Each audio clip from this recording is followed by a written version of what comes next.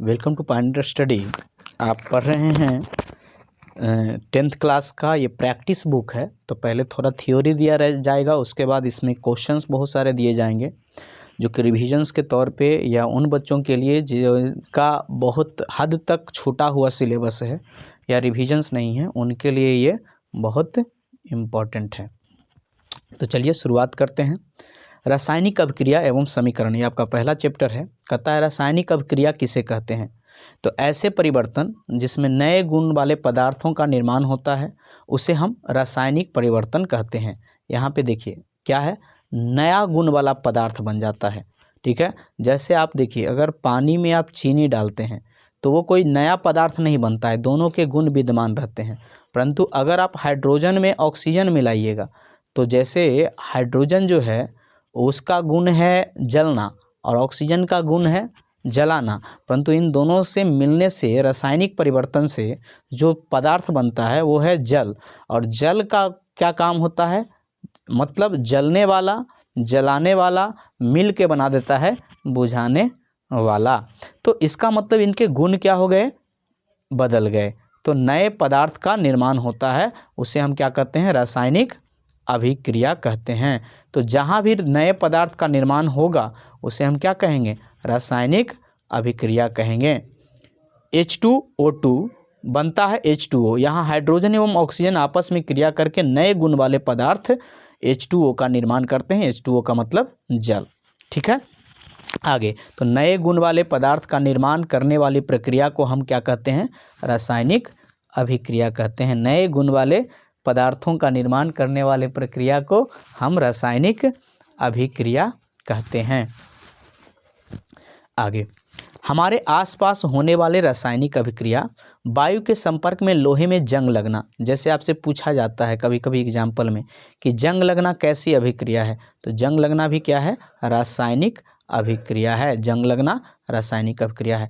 जलना कैसी अभिक्रिया है, जिसको दहन भी कह सकते हैं, तो वो भी आग का जलना यानी दहन क्या है, रासायनिक अभिक्रिया है। पाचन कैसी अभिक्रिया है, रासायनिक अभिक्रिया। और दूध से दही बनना, इसको किण्वन भी कहा जाता है, तो किण्वन कैसी अभिक्रिया है, रासायनिक अभिक्रिया। जंग लगने को क्रिया को संक्षारण कहा जाता है, तो संक्षारण, दहन, इस मतलब पाचन को ऑक्सीकरण भी कहा जाता है, ऑक्सीकरण और किण्वन, ये सभी जो अभिक्रियाएं हैं वो कैसी अभिक्रियाएं हैं, रासायनिक अभिक्रियाएं हैं। क्योंकि इन सभी क्रियाओं में क्या होती है, नए पदार्थ का निर्माण होती है। आगे है रासायनिक अभिक्रिया की पहचान कैसे करेंगे हम।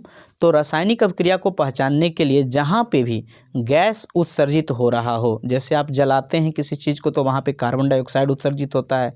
जहाँ पे अवस्था परिवर्तन हो रहा हो, ठीक, जैसे आप ठोस कार्बन को जलाते हैं और वो गैस में बदल जाता है तो वहाँ अवस्था परिवर्तन भी हो रहा है। अवक्षेप बन रहा हो, जैसे जलाने के बाद कुछ राख बच जाता है।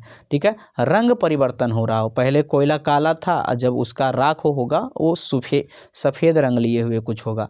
तापमान वृद्धि हो जाता है, पहले कोयला ठंडा था, दहन के बाद वो क्या हो जाएगा, गर्म हो जाएगा।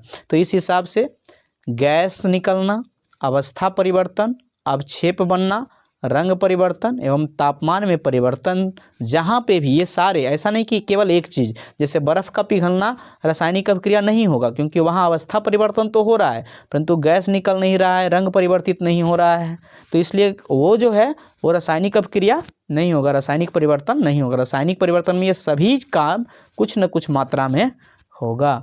ठीक है, नेक्स्ट रासायनिक समीकरण। रासायनिक अभिक्रिया में भाग लेने वाले पदार्थ संकेतों के रूप में निरूपण रासायनिक अभिक्रिया कहलाता है। मतलब रासायनिक अभिक्रिया में भाग लेने वाले जितने भी पदार्थ होते हैं उनको किस रूप में, संकेतों के रूप में जब लिखते हैं तो उसके निरूपण को, संकेतों के रूप में निरूपण को, यानी पदार्थों को संकेतों के रूप में निरूपण को हम क्या कहते हैं, रासायनिक समीकरण कहलाता है। क्या कहलाता है, रासायनिक समीकरण कहलाता है। रासायनिक समीकरण के दो भाग हैं, एक है अभिकारक, एक अभिकारक और दूसरा क्या है, उत्पाद है। अभिकारक, उत्पाद। वह पदार्थ जो रासायनिक अभिक्रिया में भाग लेता है, अभिक्रिया में भाग लेने वाले को अभिकारक कहते हैं, और जो अभिक्रिया में बनने वाले पदार्थ को उत्पाद कहते हैं। बनने वाले नए पदार्थ को उत्पाद कहा जाता है और भाग लेने वाले पदार्थ को अभिकारक कहा जाता है। जैसे यहाँ पे मैग्नीशियम का दहन दिखाया गया है। मैग्नीशियम ऑक्सीजन से अभिक्रिया करके मैग्नीशियम ऑक्साइड बनाता है, तो मैग्नीशियम और ऑक्सीजन अभिकारक है, जबकि ये जो मैग्नीशियम ऑक्साइड है ये उत्पाद है। आगे है रासायनिक समीकरण लिखने के नियम कि इसको लिखा कैसे जाता है। तो अभिकारकों को समीकरणों के बाईं ओर लिखा जाता है, मतलब ये समीकरण के बाईं ओर लिखा जाता है। ये जो तीर चिन्ह बीच में डाला जाता है तो इसके बाईं ओर अभिकारक और दाईं ओर उत्पाद लिखा जाता है। ये पूछा जाता है कि उत्पाद को किस ओर लिखा जाता है, दाईं ओर, अभिकारक को किस ओर लिखा जाता है, बाईं ओर। एक से अधिक अभिकारक या उत्पाद होने पर उनके बीच प्लस का चिन्ह लगता है। जैसे यहाँ पे दिख रहा होगा मैग्नीशियम और ऑक्सीजन के बीच में प्लस है। उत्पाद में भी अगर एक से ज़्यादा रहेगा तो उसके बीच में प्लस का चिन्ह लगाना पड़ेगा। अभिकारकों और उत्पादों के बीच तीर चिन्ह का प्रयोग करते हैं। जैसे यहाँ पे बीच में तीर चिन्ह है, इधर वाला अभिकारक और इधर वाला उत्पाद है, जो अभिक्रिया की दिशा को बताती है कि अभिकारक उत्पाद में परिवर्तित होता है। सबसे पहले हम अभिक्रिया को संतुलन करना का तरीका देखते हैं, तत्पश्चात विभिन्न प्रकार की अभिक्रियाओं का अध्ययन करेंगे। संतुलित रासायनिक समीकरण, यह समीकरण जिसमें समीकरण के दोनों ओर प्रत्येक तत्व के परमाणुओं की संख्या समान होती है। ठीक है, संतुलित रासायनिक समीकरण किसे कहते हैं? जिसमें तत्वों के परमाणुओं की संख्या क्या होती है? समान होती है। जिसमें तत्वों के परमाणुओं की संख्या समान होती है दोनों तरफ, अभिकारकों की तरफ भी और उत्पाद की तरफ भी, तो उसी को हम क्या कहते हैं? उसी को हम संतुलित रासायनिक समीकरण कहते हैं। उसको हम क्या कहते हैं? संतुलित रासायनिक समीकरण कहते हैं। ठीक है, रासायनिक समीकरण को संतुलित करने की विधि, तो सबसे पहले यहाँ पे एक एग्जाम्पल दिया गया है, अनुमान विधि या अंदाज विधि, और इसी को बोला जाता है हिट एंड ट्रायल मेथड। तो रासायनिक समीकरणों को संतुलित किस विधि से करते हैं? अनुमान विधि अगर हिंदी में दिया गया है, या तो अंग्रेजी में hit and trial Vidhi, hit and trial method. सर्वप्रथम रासायनिक समीकरण लिखकर प्रत्येक सूत्र के चारों ओर बॉक्स बना लीजिए। देखिए ये सारी चीज़ यहाँ पे सिखाने के लिए भले किया गया है, परंतु आपको डायरेक्ट 2 नंबर में पूछा जाता है, तो वहाँ आप हिट एंड ट्रायल अनुमान लगाइएगा कि किसको। जैसे हम यहाँ पे आपको डायरेक्ट बता दे रहे हैं। सबसे पहले देखिए कि सबसे ज़्यादा किसके परमाणु हैं, तो यहाँ पे 3 परमाणु है और यहाँ 1 है, तो इसको अगर हम 3 कर दें, क्या कर दें? 3 कर दें, तो यहाँ 3 दूनी कितना हो गया? 6 हो गया। हाइड्रोजन जबकि इधर कितना है? 2 है। ठीक है, तो यहाँ पे 6 करने के लिए हमको 3 करना पड़ेगा।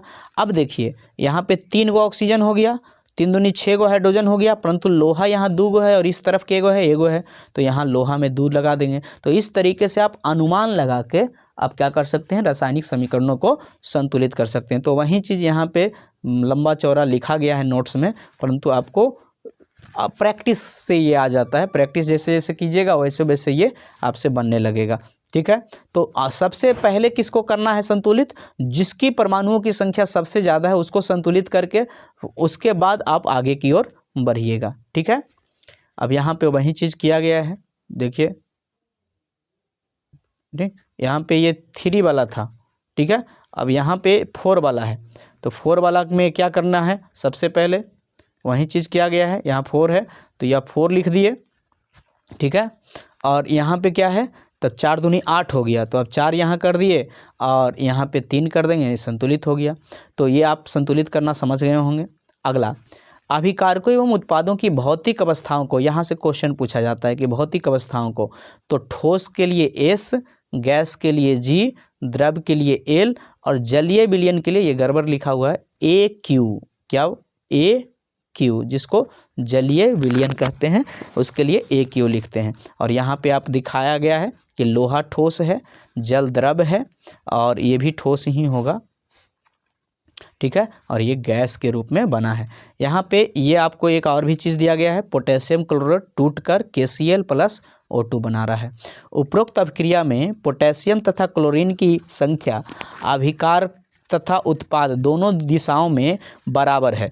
जैसे यहाँ ऑक्सीजन 3 गो है, यहाँ ऑक्सीजन 2 गो है, अब इसको बराबर तो नहीं है, तो इसको बराबर करने के लिए क्या करना पड़ेगा, यहाँ पे हम 3 कर देंगे, 3 दूनी 6 गो हो गया, और यहाँ 2 गो कर देंगे।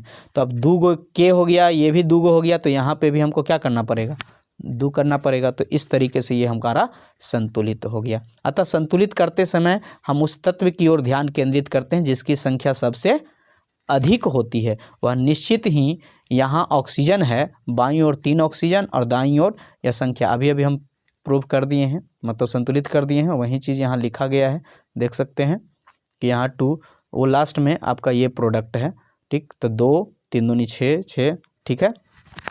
लेकिन हम लोग एक चीज़ भूल गए, वह है पदार्थ की अवस्था, जिससे अभिक्रिया में यह पता चलता है कि कौन सा अभिकारक किस अवस्था में है। ये ठोस अवस्था में है, ये भी ठोस है, और ये ऑक्सीजन क्या है, गैस अवस्था में। वैसे ही पोटेशियम क्लोरेट इसको, और ये मैग्नीज ऑक्साइड जब अभिक्रिया करता है तो इसको भी आप उसी तरीके से क्या कर सकते हैं, संतुलित कर सकते हैं।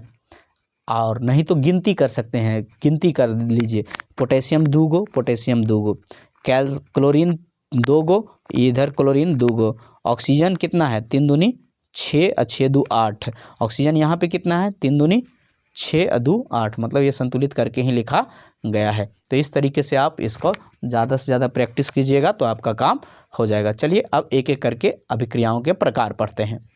कहता है संयोजन अभिक्रिया, ये डायरेक्ट 2 नंबर में पूछा जाता है कि संयोजन अभिक्रिया से आप क्या समझते हैं।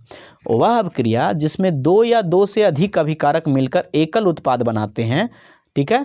कितने, 2 या 2 से अधिक अभिकारक मिलकर क्या बनाते हैं, एकल उत्पाद। यानी मिलने वाला, अभिक्रिया में भाग लेने वाला 2 या 2 से ज़्यादा हो, जबकि बनने वाला केवल कितना हो, 1 हो, तो उसी को हम क्या कहेंगे, संयोजन अभिक्रिया। जैसे कोयले का दहन, यहाँ पे कार्बन ऑक्सीजन के अथी में दहन हो करके क्या बना रहा है, कार्बन डाइऑक्साइड बना रहा है, क्या, कार्बन डाइऑक्साइड बना रहा है, और ये गैस के रूप में बना रहा है, ठीक है। आगे है वियोजन अभिक्रिया। वियोजन अभिक्रिया, वियोजन अभिक्रिया में क्या होता है, वह अभिक्रिया जिसमें एकल अभिकारक, मतलब अभिकारक एगो रहेगा, यानी अभिक्रिया में भाग लेने वाला एगो रहेगा, और वो टूटकर 2 या 2 से अधिक उत्पाद बनाएगा, यानी उत्पादों की संख्या ज़्यादा होगी, अभिकारकों की संख्या कम होगी। जैसे कैल्शियम कार्बोनेट, जिसको चूना पत्थर कहा जाता है, ये याद रखें, कैल्शियम ऑक्साइड और कार्बन डाइऑक्साइड बनाता है। इस कैल्शियम ऑक्साइड को कली चूना कहा जाता है, ये भी याद रखें, कली चूना कहा जाता है। कैल्शियम कार्बोनेट जिसको चूना पत्थर कहा जाता है, उसको जब ऊष्मा दिया जाता है तब वो टूट जाता है किस में, कैल्शियम ऑक्साइड और कार्बन डाइऑक्साइड। तो एक अभिकारक के 2 उत्पाद बनाया, तो इसलिए इसे हम बोलते हैं वियोजन अभिक्रिया। इसी को वियोजन अभिक्रिया को अपघटन अभिक्रिया के नाम से भी जानते हैं। आगे है विस्थापन अभिक्रिया। वैसी अभिक्रिया जिसमें अधिक क्रियाशील तत्व कम क्रियाशील तत्व को उसके यौगिक से विस्थापित कर देता है, ठीक है। जैसे इसके लिए आपको एक लाइन याद रखना है, कौन सा लाइन, काना का मांगे आला, जिनके फ्रेंड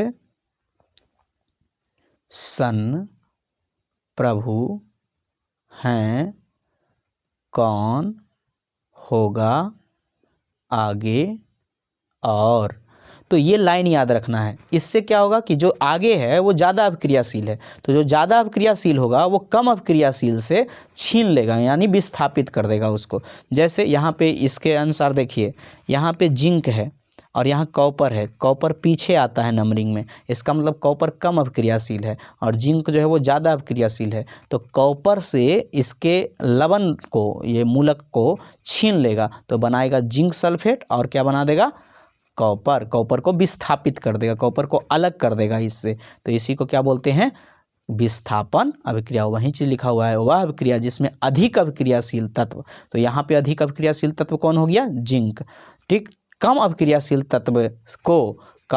तत्व कौन हो गया, कॉपर को उसके यौगिक से विस्थापित कर देता है। तो ये कॉपर का यौगिक था और कॉपरे को बाहर कर दिया, ठीक है, कॉपर का यौगिक था, कॉपर को ही बाहर कर दिया। तो इसी को क्या बोलते हैं, विस्थापन अभिक्रिया, ठीक है। तो जिंक कॉपर से अधिक क्रियाशील है, ये लाइन आपको याद रखने हैं। ऐसे ये बहुत बार आएगा आपका, धीरे धीरे आप समझ जाइएगा इस चीज़ को। आगे द्विविस्थापन अभिक्रिया, यहाँ पे भी वही चीज़ है, परंतु यहाँ पे लगभग समान वाले में होता है।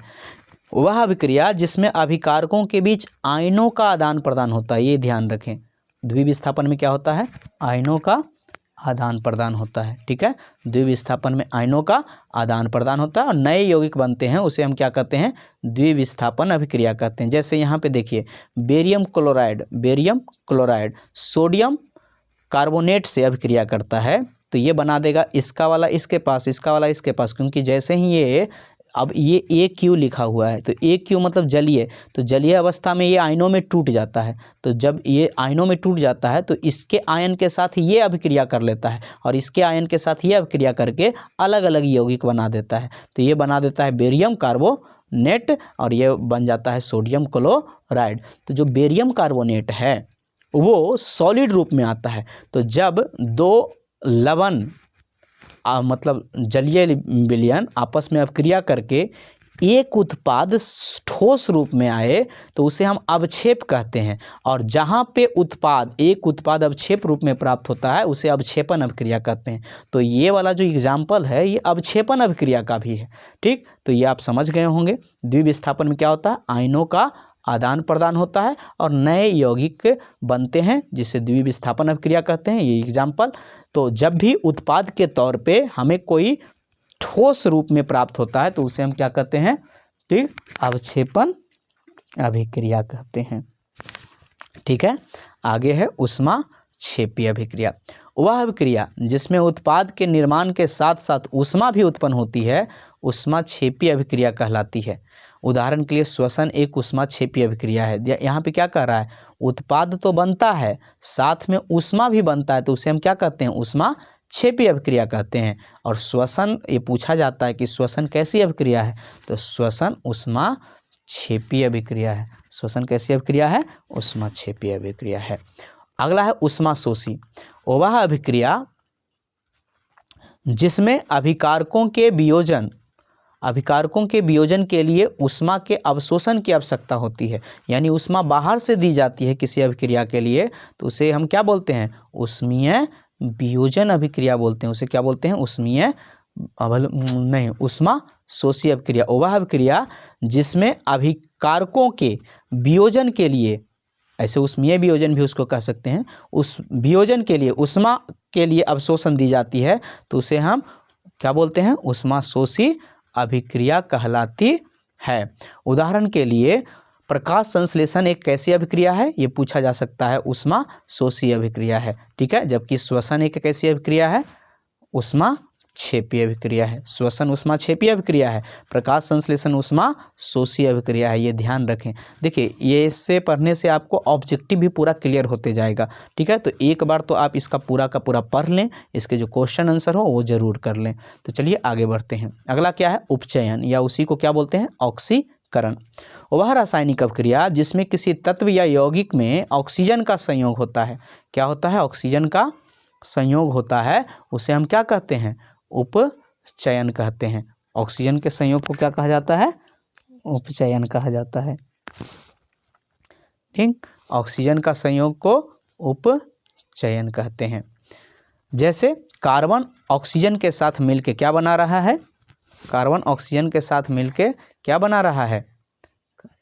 कार्बन डाइऑक्साइड, जो कि ऑक्सीजन से संयोग कर रहा है। अतः कार्बन डाइऑक्साइड बनने की क्रिया भी क्या है? एक ऑक्सीकरण अभिक्रिया है। और यहाँ पे हाइड्रोजन सल्फाइड बेरियम ब्रोमीन से अभिक्रिया करके क्या बना रहा है? हाइड्रोजन ब्रोमाइड और सल्फर। तो यहाँ हाइड्रोजन का ह्रास हो रहा है, तो चाहे ऑक्सीजन का संयोग हो या हाइड्रोजन का ह्रास हो, तो उस क्रिया को हम क्या बोलते हैं? उपचयन या ऑक्सीकरण अभिक्रिया कहते हैं। तो ये दोनों चीज, जहाँ हाइड्रोजन का ह्रास हो और ऑक्सीजन का क्या हो? ऑक्सीजन का संयोग हो। ऑक्सीजन का संयोग और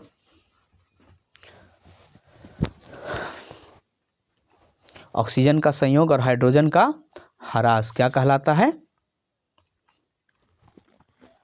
उपचयन और ऑक्सीकरण। अपचयन किसे कहते हैं? वह रासायनिक अभिक्रिया जिसमें किसी तत्व या यौगिक में हाइड्रोजन का संयोग हो। देखिए, यहाँ पे क्या था? यहाँ पे हाइड्रोजन का ह्रास था और यहाँ पे क्या है? हाइड्रोजन का संयोग है, ठीक है। ऑक्सीजन का यहाँ संयोग था, यहाँ ह्रास है, मतलब इसके उल्टी क्रिया है।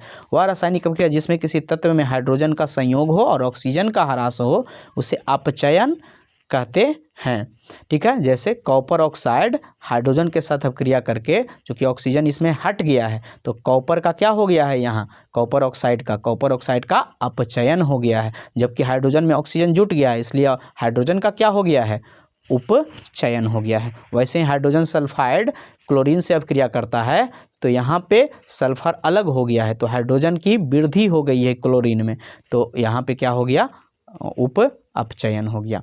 आगे है उपचयन अपचयन, ठीक है, रेडॉक्स। ऐसी अभिक्रिया जिसमें उपचयन एवं अपचयन दोनों साथ साथ होती है उसे क्या कहते हैं, रेडॉक्स अभिक्रिया कहलाती है। जैसे कॉपर ऑक्साइड H2 के साथ अभिक्रिया करके क्या बना रहा है, कॉपर प्लस H2O बना रहा है, जहाँ ऑक्सीजन, हाइड्रोजन में ऑक्सीजन की वृद्धि हो रही है, इसलिए कि H2 का क्या हो रहा है, H2 का उपचयन हो रहा है, जबकि CuO में ऑक्सीजन का क्या हो रहा है, ह्रास हो रहा है, इसलिए CuO का क्या हो रहा है, CuO का क्या कहलाएगा, CuO का ऑक्सीजन का ह्रास हो रहा है यानी अपचयन। तो कॉपर ऑक्साइड का अपचयन हो रहा है और हाइड्रोजन का उपचयन हो रहा है, और चूंकि उपचयन अपचयन दोनों हो रहा है इसलिए इस अभिक्रिया को क्या कहेंगे, रेडॉक्स अभिक्रिया कहेंगे। नेक्स्ट है दैनिक जीवन में उपचयन अभिक्रिया के प्रभाव क्या हैं। तो संक्षारण, जब धातुएं ऑक्सीजन, आर्द्रता, अम्ल आदि के संपर्क में आती है तो उनकी ऊपरी परत, उदाहरण लोहे में जंग लगना, चांदी के ऊपर काली परत, ये पूछा जाता है, याद रखें। लोहे के ऊपर जो जंग लगता है वो भूरा रंग का होता है क्योंकि वो लौह ऑक्साइड होता है। चांदी के ऊपर जो होता है वो काले रंग का होता है क्योंकि वो सिल्वर सल्फाइड होता है, और तांबे के ऊपर जो होता है वो हरी परत होता है। वैसे ठीक है, तो तांबे का संक्षारण किस परत से होता है, हरी परत से, चांदी का संक्षारण काली परत से, और लोहे का भूरी परत से। संक्षारण जब धातुओं पर पेंट करके, विद्युत लेपन, ग्लैबनीकरण बोलते हैं किसी धातु पे जस्ते का परत चढ़ाना ग्लैबनीकरण कहलाता है, और ग्रीस का प्रयोग करके हम संक्षारण को रोक सकते हैं या मिश्र धातु बना के। विकृति गंधिता, भोजन में उपस्थित वसा एवं तेल वायु के संपर्क में आकर अपचयित हो जाते हैं, जिसके उसके स्वाद और गंध क्या हो जाता है, बदल जाता है, जिसे हम क्या कहते हैं, विकृति गंधिता कहते हैं, ठीक है। और इसको रोकने के लिए हम उसको तल के रखते हैं या उसके ऊपर तेल की परत चढ़ा देते हैं या चिप्स की पैकेटों में नाइट्रोजन गैस डाली जाती है। देखिए अब इसका जो ऑब्जेक्टिव सब्जेक्टिव आपको बहुत सारा क्वेश्चन यहाँ दिए गए हैं, तो वो सारे क्वेश्चन को आपको बनाना है, और इसका जो नोट्स मिलेगा आपको टेलीग्राम पे मिल जाएगा। टेलीग्राम में भी वहीं पायनियर स्टडी क्लास 10th आप डालिएगा तो आपको आ जाएगा। तो चलिए शुरुआत करते हैं। आपका पहला प्रश्न है कि निम्नलिखित में से कौन सा भौतिक परिवर्तन नहीं है, ठीक है, भौतिक परिवर्तन नहीं है। तो जो दहन होता है ना वो भौतिक परिवर्तन नहीं होता है, वो रासायनिक परिवर्तन होता है। बाकी जलवाष्प बनना, जल बनना, पिघलना, ये सब क्या है, भौतिक परिवर्तन है। तो आपका सही जवाब है LPG का दहन। जिन अभिक्रिया में ऊष्मा का अवशोषण होता है उन्हें कौन सी अभिक्रिया कहते हैं। बहुत आसान सा क्वेश्चन है, आप आसानी से बता सकते हैं। ऊष्मा का अवशोषण हो रहा है तो उसको क्या बोलेंगे, ऊष्मा शोषी अभिक्रिया। नेक्स्ट है निम्नलिखित में से कौन सी एक रासायनिक अभिक्रिया नहीं है, ठीक है, कौन सी एक रासायनिक अभिक्रिया नहीं है। तो बर्फ़ का पिघलना जो है वो भौतिक परिवर्तन है, क्योंकि हमने बोला था भोजन पकाते हैं तो पकना या जंग लगना या जलना ये सब रासायनिक परिवर्तन है, जबकि बर्फ का पिघलना भौतिक परिवर्तन है। कहता है किसी रासायनिक अभिक्रिया में भाग लेने वाले पदार्थ को क्या कहते हैं। ये बहुत आसान सा क्वेश्चन है परंतु बहुत इंपॉर्टेंट है, उसे अभिकारक कहते हैं। लंबे समय तक सेवन न करने पर सूखे मेवे सड़ जाते हैं क्योंकि वो विकृति गंधिता हो जाती है, वो ऑक्सीकृत होकर उसका किण्वन होकर खराब हो जाता है। यहाँ पे कह रहा है दी गई अभिक्रिया किस प्रकार की अभिक्रिया है। यहाँ पे अगर आप देखिएगा तो यहाँ पे ये विस्थापन अभिक्रिया है, जो कि ऑक्सीजन यहाँ पे क्या हो गया है तो इसको हम क्या कहेंगे, विस्थापन अभिक्रिया है, ठीक है, क्योंकि एक का मूलक दूसरे से छीन लिया गया है। सोने और प्लेटिनम को गलाने वाले अम्ल का नाम क्या है। तो सोने और प्लेटिनम को जो गला देता है, ये याद रखिएगा, ये बहुत बार पूछा जाता है, उसको एक्वा रेजिया कहते हैं। क्या कहते हैं, एक्वा रेजिया कहते हैं। क्या, एक्वा रेजिया कहते हैं। आगे है अगला प्रश्न है आपका, निम्न में से कौन सा एक रासायनिक परिवर्तन की विशेषता नहीं है? तो रंग में परिवर्तन, तापक्रम में परिवर्तन, गैस का उत्सर्जन, आकार में परिवर्तन, ये भौतिक परिवर्तन की विशेषता है। मतलब इसका सही जवाब हमारा क्या होगा? ये वाला होगा, चूंकि नहीं बोल रहा है। आगे क्वेश्चंस में ये इस बात का ध्यान रखिएगा, बहुत बार क्या होता है हम अंदाज से ही कोई मारते चले जाते हैं। आप पूरा क्वेश्चन ध्यान से पढ़िएगा, तभी आपका ऑब्जेक्टिव सही होगा। नेक्स्ट है, कैल्शियम ऑक्साइड की जल के साथ अभिक्रिया किस प्रकार की अभिक्रिया है? तो कैल्शियम ऑक्साइड को जब डालते हैं जल में तो वो ऊष्माक्षेपी, वो गर्म कर देता है, तो ऊष्माक्षेपी अभिक्रिया होता है। ये पूछा जाता है, बहुत इंपॉर्टेंट क्वेश्चन है। आगे है, ठीक, क्या यदि मैग्नीशियम रिबन को वायु में दहन किया जाए तो चमकदार श्वेत लौह उत्पन्न के बाद यह श्वेत चूर्ण जो परिवर्तित हो जाता है वो क्या होता है? तो वो होता है मैग्नीशियम ऑक्साइड का। किसका होता है? मैग्नीशियम ऑक्साइड का। ये इसका आंसर होगा ये वाला चीज़, मैग्नीशियम ऑक्साइड होता है। नेक्स्ट आपको खाली स्थान को भरने वाला है। वे अभिक्रिया जिनमें ऊष्मा निकलती है उसे ऊष्मा क्षेपी अभिक्रिया कहते हैं।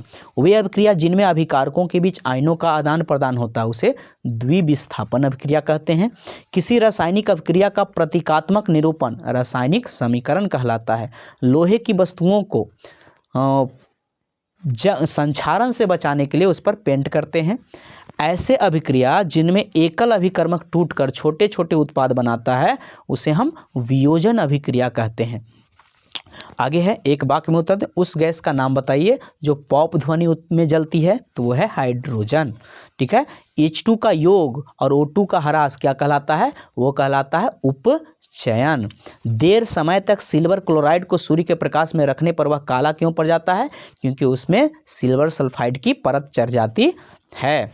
ठीक है, आगे है, सल्फ्यूरिक अम्ल का मतलब सत्य का तनुकरण उष्मा शोषी होता है? नहीं, वो उष्मा क्षेपी होता है। तो ये आपका क्या हो गया? गलत हो गया।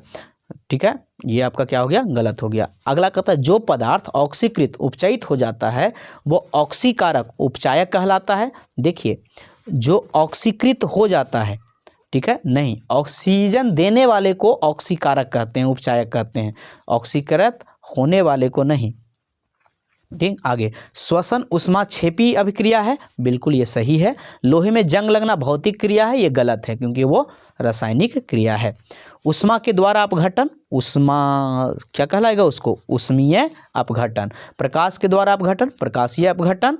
और विद्युत के द्वारा अपघटन, विद्युतीय अपघटन। ऊष्मा का अवशोषण क्या कहलाएगा? ऊष्मा शोषी अभिक्रिया। और ऊष्मा का उत्पन्न क्या कहलाएगा? ऊष्माक्षेपी अभिक्रिया।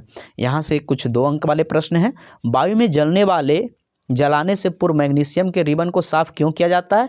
हम आपको हिंट्स देते जाते हैं, बाकी आपको लिख के ये सब की प्रैक्टिस करनी है। ठीक है, तो हम हिंट्स दे देते हैं कि जो वायु में जो पहले ऑक्सीजन की जो मतलब मैग्नीशियम की जो परत होती है उसके ऊपर वायु के संपर्क में रहने के कारण मैग्नीशियम ऑक्साइड की, ठीक है, मैग्नीशियम ऑक्साइड की परत चढ़ी रहती है और ये अदहन होता है, मतलब ये ज्वलनशील नहीं होता है। तो इसी को हटाने के लिए हम क्या करते हैं? मैग्नीशियम रिबन को पहले साफ करते हैं ताकि उस पर जो परत बना है मैग्नीशियम ऑक्साइड की वो हट जाए और हमें शुद्ध मैग्नीशियम मिले, क्योंकि शुद्ध मैग्नीशियम वायु के साथ दहन की क्रिया में भाग लेता है। तो इसलिए मैग्नीशियम ऑक्साइड की परत को हटाने के लिए हम मैग्नीशियम रिबन को साफ करते हैं। श्वसन को ऊष्माक्षेपी अभिक्रिया क्यों कहते हैं? क्योंकि श्वसन में ग्लूकोज ऑक्सीजन की उपस्थिति में CO2 और H2O में टूटता है, जिसमें क्या निर्माण होता है? जिसमें निर्माण होता है, ठीक, ऊष्मा का उत्सर्जन होता है। आगे है, अवक्षेपण अभिक्रिया से आप क्या समझते हैं? उदाहरण देकर समझाइए। तो अवक्षेपण अभिक्रिया जब द्विविस्थापन अभिक्रिया होती है और कोई उत्पाद हमें ठोस रूप में मिलता है तो उसे हम क्या बोलते हैं? अवक्षेपण अभिक्रिया कहते हैं। ठीक है, आगे, तेल एवं वसा युक्त पदार्थों को नाइट्रोजन से प्रभावित क्यों किया जाता है? क्योंकि नाइट्रोजन विऑक्सीकृत गैस है जो ऑक्सीजन की क्रिया को रोकता है, इसलिए तेल या वसा युक्त पदार्थों को नाइट्रोजन से परिरक्षण किया जाता है, सुरक्षण किया जाता है। संयोजन अभिक्रिया किसे कहते हैं? तो संयोजन अभिक्रिया किसे कहते हैं? जब 2 अभिकारक आपस में मिलकर क्या करते हैं? एक उत्पाद का निर्माण करते हैं, तो उसी को हम क्या कहते हैं? संयोजन अभिक्रिया कहते हैं। ठीक है, आगे रेडॉक्स अभिक्रिया क्या होता है, जहाँ पे अपचयन उपचयन दोनों होता है उसी को हम क्या कहते हैं, रेडॉक्स अभिक्रिया कहते हैं। पूरा एग्जाम्पल आपको दिया गया था। लोहे की वस्तुओं को हम पेंट क्यों करते हैं, ताकि उसका वायु से संपर्क टूट जाए और लोहे का संक्षारण होने से बच जाए। सोडियम को मिट्टी के तेल में डुबाकर क्यों रखते हैं, क्योंकि सोडियम बहुत ही अभिक्रियाशील पदार्थ है, जो जल या वायु के संपर्क में आने पर उससे क्या हो जाता है, उससे अभिक्रिया कर लेता है। दवा की बोतल अधिकांशतः रंगीन होती है, क्यों, क्योंकि रंगीन बोतल से क्या होता है, रंगीन बोतल से कोई भी चीज़, रंगीन बोतल से सूर्य के प्रकाश आर पार नहीं होती है, और इसलिए दवा की बोतल क्या रखी जाती है, ताकि उसे किससे रोका जाए, उससे प्रकाशीय विघटन होने से रोका जाए, इसीलिए दवा की बोतल को रंगीन रखी जाती है। वियोजन अभिक्रिया क्या है, जब एक अभिकारक टूटकर दो या दो से अधिक उत्पाद का निर्माण करता है तो उसे हम वियोजन अभिक्रिया कहते हैं। आगे कहता है क्या होता है जब जिंक धातु का एक टुकड़ा कॉपर सल्फेट में डाला जाता है। तो अभी अभी आप समीकरण देखे थे, वही चीज़ आपको लिखना है कि जब जिंक को कॉपर सल्फेट के विलयन में डाला जाता है तो ये बना देता है जिंक सल्फेट और कॉपर को विस्थापित कर देता है। ठीक है, यानी यहाँ विस्थापन अभिक्रिया देखने को मिलती है। आगे एल्युमिनियम धातु का एक टुकड़ा तनु हाइड्रोक्लोरिक अम्ल में डाला जाता है तो ये क्या बनाता है, तो ये चूँकि एल्युमिनियम धातु का टुकड़ा HCl में डाला जाता है तो ये एल्युमिनियम क्लोराइड प्लस H2 ठीक है बनाता है। ठीक है, ऐसे धातु अम्ल से अभिक्रिया करके धातु लवण तथा हाइड्रोजन गैस देते हैं। तो ये भी आगे सिल्वर धातु का एक टुकड़ा कॉपर सल्फेट विलयन में डाला जाता है तो क्या होता है, देखिए सिल्वर जो होता है वो कम अभिक्रियाशील होता है, इसलिए ये कोई अभिक्रिया नहीं करेगा, क्योंकि कॉपर क्या है सिल्वर से ज़्यादा, तो कोई अभिक्रिया नहीं होती है। क्या विस्थापन अभिक्रिया रेडॉक्स अभिक्रिया भी हो सकती है, बिल्कुल हो सकती है, क्योंकि जैसे CuO बना H2 से अभिक्रिया करके बना क्या देता है Cu प्लस H2O, यहाँ पे ऑक्सीजन का विस्थापन हो गया है। ठीक है, आगे जब लोहे की कील कॉपर सल्फेट के विलयन में डुबोया जाता है तो विलयन का रंग क्यों बदल जाता है, क्योंकि वहाँ विस्थापन अभिक्रिया होती है।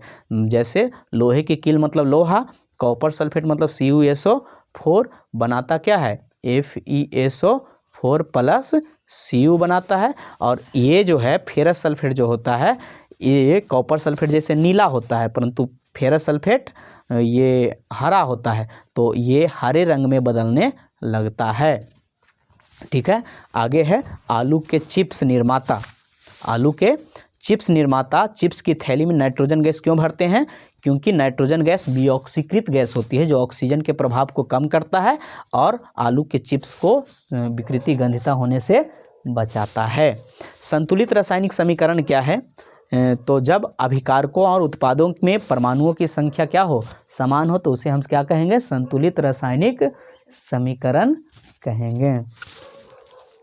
आगे विकृति घनता किसे कहते हैं, तो विकृति घनता जब कोई खाद्य पदार्थ का ऑक्सीकृत हो जाता है और वह खराब हो जाता है ऑक्सीजन के संपर्क में आने से तो उसी को हम विकृति घनता कहते हैं। खाद्य पदार्थों को इससे बचाने के लिए हम उसको कूलिंग यानी फ्रीजिंग करते हैं, या तो वायु बंध में रखते हैं, या तो उसको तल के रखते हैं, या नाइट्रोजन गैस में रखते हैं।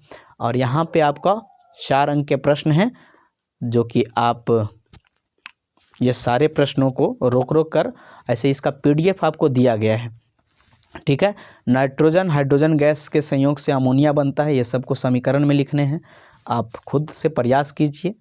ठीक है, उसके बाद आपका प्रश्न है, हम प्रश्न अब पढ़ते जाते हैं। निम्नलिखित में भौतिक परिवर्तन का कौन सा रासायनिक परिवर्तन कौन है, तो बाष्पीकरण भौतिक परिवर्तन, दहन रासायनिक परिवर्तन, ठोस अमोनिया का ऊर्ध्वपातन भौतिक परिवर्तन, किसी लोहे की छड़ का रक्तताप होना गर्म करना ये भौतिक परिवर्तन, फेरस सल्फेट का अपघटन रासायनिक परिवर्तन, और उष्माक्षेपी है और उष्माशोषी, तो कभी भी अपघटन जो होता है उष्माक्षेपी होता है। सल्फ्यूरिक अम्ल का तनुकरण ये भी क्या है क्या है ये? ऊष्माक्षेपी। सोडियम हाइड्रोक्साइड का जल में घोलना, ये भी ऊष्माक्षेपी है। अमोनिया क्लोराइड को जल में घोलना, ये भी ऊष्माक्षेपी है। ऊष्माशोषी और ऊष्माक्षेपी का उदाहरण देना है। संक्षारण को परिभाषित करना है। विस्थापन और द्विविस्थापन अभिक्रिया को लिखना है।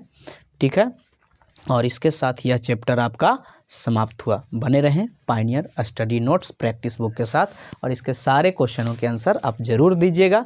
ठीक है, गुड लक। फिर मिलेंगे अगले पार्ट में, अगले चैप्टर में।